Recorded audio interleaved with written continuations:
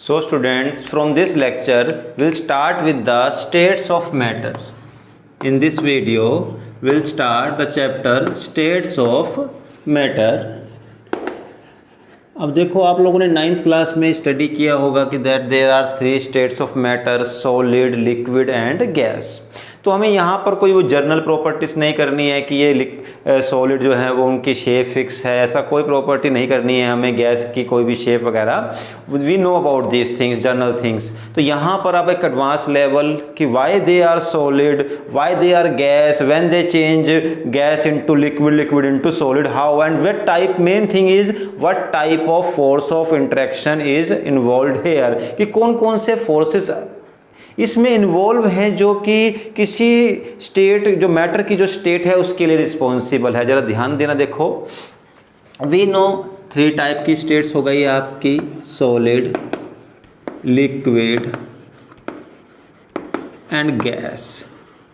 And जो अभी तक आपने बॉन्ड्स, मीन्स देखो बॉन्ड का मतलब है जिसकी वजह से किसी भी मैटर के पार्टिकल्स आपस में जुड़े हुए होते हैं। तो 3 टाइप के बॉन्ड होते हैं यूजली, 3 टाइप के बॉन्ड। एक होता है आपका कोवलेंट बॉन्ड,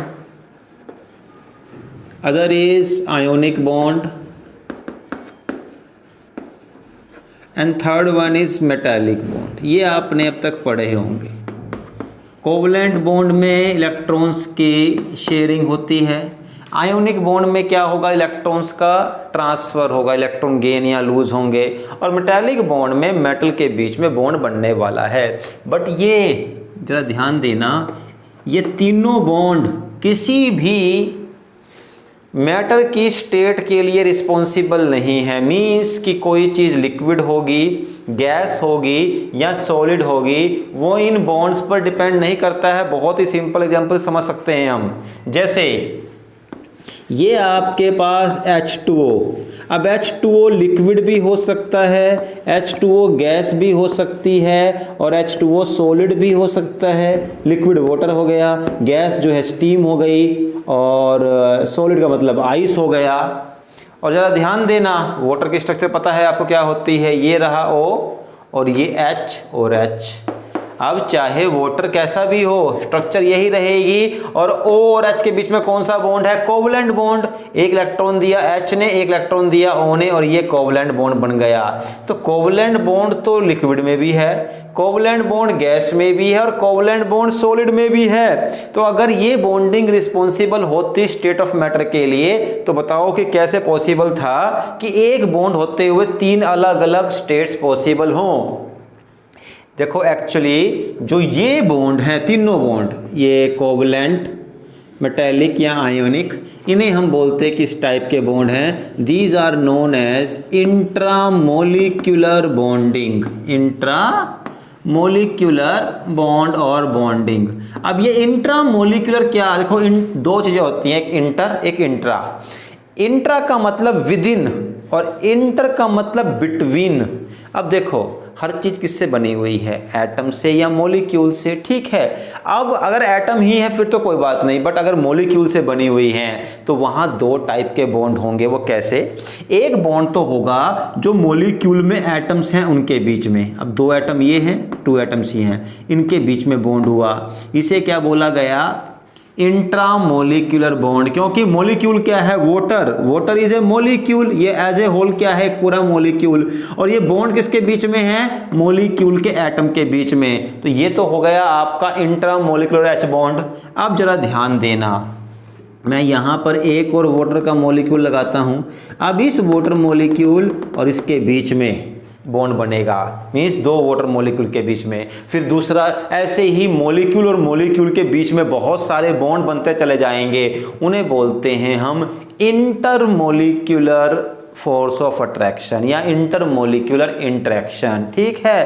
तो जो ये इंटरमोलिक्यूलर फोर्स ऑफ इंटरेक्शन है, ये रिस्पॉन्सिबल है कि आपका जो सॉलिड, जो मैटर है वो लिक्विड होगा, स्टेट होगा, जो गैस होगा या लिक्विड होगा। लिक्विड, सॉलिड, गैस, वो किस चीज़ पर डिपेंड करेंगे, इंटरमोलिक्यूलर फोर्स ऑफ इंटरेक्शन के ऊपर। इंट्रामोलिक्यूलर पर कोई डिपेंड नहीं करने वाला। आप जरा समझना, यहाँ देखो कुछ चीज़ें हैं बहुत फाइन, मतलब बहुत ही इनको आपको डीपली समझना पड़ेगा, तभी आपको ये चैप्टर समझ आएगा। फर्स्ट ऑफ ऑल, दो टाइप के बॉन्ड हो गए आपके पास, एक इंटरमोलिक्यूलर और एक इंट्रामोलिक्यूलर। इंट्रामोलिक्यूलर और इंट्रामोलिक्यूलर का एग्जाम्पल कौन सा आ गया आपके पास? कोवलेंट, आयोनिक और मेटालिक भी है। और इंटरमोलिक्यूलर, हमें एक्चुअल में इस चैप्टर में इंटरमोलिक्यूलर ही करने हैं। इंटरमोलिक्यूलर का एग्जाम्पल अभी करेंगे हम। देखो ये इसी को पढ़ना है हमें आज। तो intermolecular means between the molecule. अब समझना वो कैसे रिस्पॉन्सिबल है। देखो मेरी बात सुनो, आपके पास पता है हमें गैसेस होती है, जैसे मीथेन गैस है CH4, ठीक है, ये मीथेन गैस है। अब इसमें देखो कार्बन और हाइड्रोजन के बीच में भी बॉन्ड है, कार्बन और हाइड्रोजन के बीच में भी। ये बॉन्ड कैसा होगा? Covalent bond. इसमें एक इलेक्ट्रॉन कार्बन देगा और इलेक्ट्रॉन एक कौन देगा? हाइड्रोजन। अब जरा देखो मेरी बात समझना, यहाँ पर देखो आपके पास कार्बन के आउटर मोस्ट में 4 इलेक्ट्रॉन्स थे, 1 2 3 4। ये 4 बॉन्ड बना दिए, एक एक इलेक्ट्रॉन दिया हाइड्रोजन ने, 1 1 1 1। तो कार्बन के तो 8 इलेक्ट्रॉन्स पूरे हो गए और हाइड्रोजन के भी अपने 2 2 इलेक्ट्रॉन्स पूरे हो गए। तो सबका यहाँ पर अपना अपना आउटर मोस्ट शेल कंप्लीट है। तो अब जरा समझना कैसे पॉसिबल है कि जब इनका ऑक्टेट पूरा हो गया तो क्या ये आपस में शेयरिंग करेंगे? बिल्कुल नहीं। इनको ना तो इलेक्ट्रॉन लूज करने हैं और ना ही इलेक्ट्रॉन गेन करने हैं। व्हाई दे विल लूज और गेन इलेक्ट्रॉन? बिकॉज इनका ऑक्टेट तो पूरा है, तो ना तो ये इलेक्ट्रॉन को लूज करने वाले हैं ना ही गेन करने वाले हैं। तो अब कोवलेंट बॉन्ड या आयोनिक, ये बॉन्ड तो पॉसिबल नहीं है। किसके बीच में? मीथेन के बीच में। देखो एग्जाम्पल जरा समझना। बट स्टिल मीथेन के भी, मान लो ये मीथेन है, एक और मीथेन आ गया, एक और मीथेन आ गया, इनके बीच में भी अट्रैक्शन होती है। अब वो कैसे होती है और वो कौन सी इंट्रैक्शन है? Intermolecular force of interaction. सबसे पहले तो बात समझ आनी चाहिए कि हमें कैसे पता चला कि मॉलिक्यूल के बीच में भी इंट्रैक्शन होती है। तो उसका एग्जाम्पल ये रहा कि जैसे मान लो आपने गैस ली, ठीक है, जरा सपोज करना आपने किसी चैम्बर में कोई भी गैस ली, इवन हम देखो LPG को भी यहाँ पर एग्जाम्पल के ले सकते हैं। आपने किसी भी एक चैम्बर में एक गैस ली, ठीक, ये गैस हमने एक चैम्बर में ले ली और यहाँ गैस इस तरीके से प्रेजेंट है, ठीक, ये गैस प्रेजेंट है। अब आप क्या करो, अगर यहाँ ऊपर से प्रेशर लगाओ और इसको मान लो आपने क्या किया, प्रेशर लगा करके ये पिस्टन को आप नीचे ले आए, इतना बहुत नीचे ले आए, कंप्रेशन कर देते हैं, ठीक है, आपने इसको कंप्रेस कर दिया। अब ये जो पार्टिकल्स हैं ये एक दूसरे के बहुत नज़दीक आ जाएंगे, they will come very near to each other, ठीक। एंड अब इसका आप कूलिंग भी कर दो, टेम्परेचर भी बहुत कम कर दो, तो क्या होगा, गैस किस में कन्वर्ट हो गई, लिक्विड में। देखो होता है ये LPG में भी होता है कि बहुत हाई प्रेशर लगा करके हम LPG गैस को लिक्विड में कन्वर्ट कर लेते हैं। अब इसका मतलब क्या हुआ, देखो यहाँ क्या प्रेजेंट था, गैस, और गैस से क्या बन गया, लिक्विड। अब अगर गैस से लिक्विड कन्वर्ट हो रहा है, इसका मतलब पूरी की पूरी आपकी जो एक स्टेट थी मैटर की वो कन्वर्ट हो गई। और अगर एक कोई मैटर की स्टेट कन्वर्ट हो रही है दूसरे स्टेट में, इसका मतलब क्या है, देखो यहाँ बड़े 9th क्लास का पता है आपको, गैस में जो फोर्स ऑफ अट्रैक्शन होती है वो कैसी होती है, वीक। गैस में कैसी होती है, वीक फोर्स ऑफ अट्रैक्शन, ठीक है, गैस में वीक फोर्स ऑफ अट्रैक्शन है। And in the liquid force of attraction is stronger then the gas, here is stronger force of attraction, ठीक। तो यहाँ पर जो अट्रैक्शन है वो स्ट्रोंगर है देन द गैस। इसका मतलब क्या हुआ, जब हमने गैस के पार्टिकल को प्रेस किया, गैस के पार्टिकल्स नजदीक आए, तो इससे क्या डेवलप हो गया है, इससे पार्टिकल्स के बीच में कोई ना कोई फोर्स ऑफ इंटरेक्शन मींस कोई ना कोई फोर्स ऑफ अट्रैक्शन डेवलप हुआ है, और उसे ही कहते हैं हम इंटरमोलिक्यूलर फोर्स ऑफ अट्रैक्शन। क्योंकि इंट्रा तो पॉसिबल ही नहीं है, वाई, क्योंकि उनकी तो ऑक्टेट कंप्लीट है। कोई भी गैस हो उसके पास, मान लो Cl2 भी ले लेता हूं मैं, ये Cl2, ठीक है, क्लोरीन गैस, तो क्या हुआ, क्लोरीन ने आपस में क्या बनाया हुआ, कोवलेंट बॉन्ड, 7 इलेक्ट्रॉन्स थे, 1 2 3 4 5 6 7, 1 2 3 4 5 6 7, दोनों ने अपना ऑक्टेट पूरा कर लिया है। अब इनको जरूरत ही नहीं है, ना तो इलेक्ट्रॉन लूज करेंगे ना गेन करेंगे। बट अगर हम Cl2 गैस को कंप्रेस कर दें तो हम इसको कन्वर्ट कर सकते हैं लिक्विड के अंदर।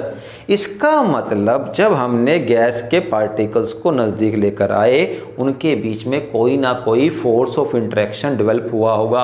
अब जरा एक बात और समझना, फोर्स ऑफ इंटरेक्शन में हम केवल अट्रैक्शन की बात नहीं करते, एक्चुअल में यहाँ 2 टाइप के फोर्स होते हैं। जरा मैं इसको अब रब करता हूँ।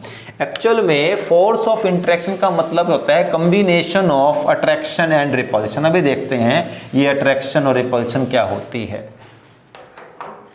फर्स्ट, फोर्स ऑफ इंटरेक्शन, ठीक है,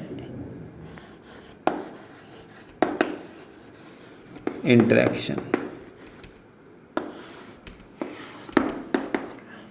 अब देखो होता क्या है, आपके पास मान लो 2 मॉलिक्यूल हैं, ठीक। अब देखो इस मॉलिक्यूल का ये एक न्यूक्लियस होगा जिस पर चार्ज क्या होगा, पॉजिटिव, और यहाँ क्या प्रेजेंट होंगे, इलेक्ट्रॉन्स, ठीक, ये इलेक्ट्रॉन्स प्रेजेंट हैं। अब होने क्या वाला है, देखो ये A और ये B। अब A के इलेक्ट्रॉन्स को B के न्यूक्लियस अपनी तरफ खींचेंगे क्योंकि नेगेटिव चार्ज किस पर है, इलेक्ट्रॉन पर, इस पर चार्ज क्या है, पॉजिटिव, तो पॉजिटिव जो है इलेक्ट्रॉन को खींचेगा अपनी तरफ। ऐसे ही A का न्यूक्लियस भी B के इलेक्ट्रॉन्स को अपनी तरफ खींचेगा। बिल्कुल सही बात है। तो जैसे जैसे आप मॉलिक्यूल्स को नज़दीक लाते चले जाओगे तो क्या होगा, इसका न्यूक्लियस और इसके इलेक्ट्रॉन के बीच में ऐसे अट्रैक्शन होगी, ऐसे ही इसके न्यूक्लियस और इसके इलेक्ट्रॉन के बीच में अट्रैक्शन होगी, तो इनके बीच में एक फोर्स ऑफ अट्रैक्शन डेवलप होगी। लेकिन उसी समय क्या हो रहा होगा, इसको मैं दोबारा बनाता हूँ, ये इलेक्ट्रॉन्स, ये न्यूक्लियस, जब ये नज़दीक आएंगे तो इस A और B मीन्स A के इलेक्ट्रॉन और B के इलेक्ट्रॉन में रिपल्शन भी स्टार्ट हो जाएगी, क्योंकि इस पर चार्ज क्या है, नेगेटिव। ऐसे ही इसके न्यूक्लियस में भी रिपल्शन होगी। तो दोनों चीज़ें, अट्रैक्शन और रिपल्शन, दोनों एक साथ ही डेवलप होते हैं, और इसीलिए आप मॉलिक्यूल को उतना ही नज़दीक ले जा सकते हो जहां पर मैक्सिमम अट्रैक्शन होती है और मिनिमम रिपल्शन। मींस मान लो आप कितने दूर हैं, नज़दीक लाए तो रिपल्शन तो हुई बट अट्रैक्शन बढ़ गई, और नज़दीक लाए और अट्रैक्शन बढ़ी, रिपल्शन भी बढ़ी बट अट्रैक्शन बढ़ गई और ज़्यादा। इतना डिस्टेंस मान लो ये रहा, बस। अब आप जो मर्जी कर लो, इससे ज़्यादा पार्टिकल को नज़दीक नहीं ला सकते, क्योंकि इससे नज़दीक लेकर आओगे तो क्या होगा, अट्रैक्शन तो नहीं बढ़ेगी बट रिपल्शन बढ़ना स्टार्ट हो जाएगी। तो हम कभी भी मॉलिक्यूल को उतना ही नज़दीक ला सकते हैं जहाँ तक कि अट्रैक्शन रिपल्शन से ज़्यादा हो, और मॉलिक्यूल के बीच में, 2 मॉलिक्यूल्स में अट्रैक्शन और रिपल्शन एक साथ होती है। दैट्स वाई जो 2 मॉलिक्यूल के बीच में जो ये रिलेशन है, इसे हम बोलते हैं force of interaction. That's why इसका अल्टीमेट नेम होता है intermolecular force of interaction. Intermolecular force of interaction, इसका मतलब 2 मॉलिक्यूल के बीच में जो इंटरेक्शन हो रही है, इंटरेक्शन का मतलब है आपस में उनका मिलना। अब मिलने पर अट्रैक्शन भी हो सकती थी और रिपल्शन भी। तो ठीक है, तो आज हमने इस चैप्टर में क्या डिस्कस किया है, यहाँ पर हमने ये डिस्कस किया कि हमारे पास 3 स्टेट्स ऑफ मैटर होती हैं, 1 is solid, liquid and 3 gas.